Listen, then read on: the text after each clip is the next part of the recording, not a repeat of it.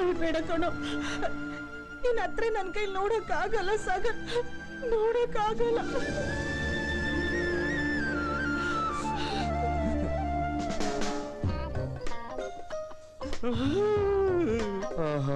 ಏನ್ ಕಲಾಕಾರ ನನ್ ಮಗ ಪಟಾಯಿಸ್ಬಿಟ್ಟ ನೋಡಿ. ಸಾಗರ್ ಪ್ರಿಯಾಂಕಾ ಇಬ್ರು ನಮ್ಮ ಎರಡು ಕಣ್ಣುಗಳಿದ್ದ ಹಾಗೆ. ಯಾವುದೇ ಕಣ್ಣಲ್ಲಿ ನೀರು ಬಂದ್ರು ನೋವಾಗೋದು ನಮ್ಗೇನೆ. ಮುಂದೆ ಬಾಳಿ ಬದುಕಬೇಕಾದವರು ಅವರು. ಈಗ ಈ ಸಾಗರ್ ಪ್ರೀತಿಸಿದ ಹುಡುಗಿ ಜೊತೆಲೇ ಮದುವೆ ಮಾಡೋಣ. ಹಾಗೇನೆ ಪ್ರಿಯಾಂಕಾಗೂ ಅವಳು ಇಷ್ಟಪಟ್ಟ ಹುಡುಗನ ಹುಡುಕಿ ತಂದು ಮದುವೆ ಮಾಡೋಣ.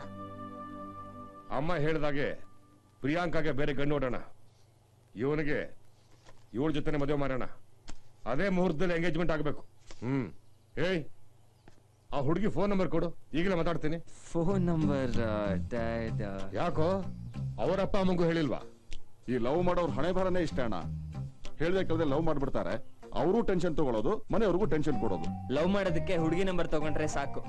ಅಪ್ಪ ಅಮ್ಮ ನಂಬರ್ ತಗೊಂಡು ನಿಮ್ಮ ಮಗಳನ್ನ ಥಿಯೇಟರ್ ಕಳ್ಸಿ, ಪಾರ್ಕ್ ಕಳ್ಸಿ, ಮೀಟ್ ಮಾಡ್ಬೇಕು ಅಂತ ಹೇಳೋದಕ್ಕಾಗತ್ತಾ? ಇಷ್ಟ ಚಿಕ್ಕ ವಿಷಯನೂ ಅರ್ಥ ಮಾಡ್ಕೊಳ್ಳಿರೋದಕ್ಕೇನೆ ನಿಮ್ಮನ್ನ ಚಿಕ್ಕಪ್ಪ ಅನ್ನೋದು. ಹೋಗ್ಲಿ ಬಿಡು, ಅವಳ ನಂಬರೇ ಕೊಡಪ್ಪ, ಮಾತಾಡ್ತಾರೆ. ಇಲ್ಲ ಇಲ್ಲ ಇಲ್ಲ, ನಾನೇ ಮಾಡ್ತೀನಿ. ಏನೋ ಮಾಡಕ್ ಹೋಗಿ ಏನೋ ಆಗ್ತಿದ್ಯಲ್ಲಪ್ಪ.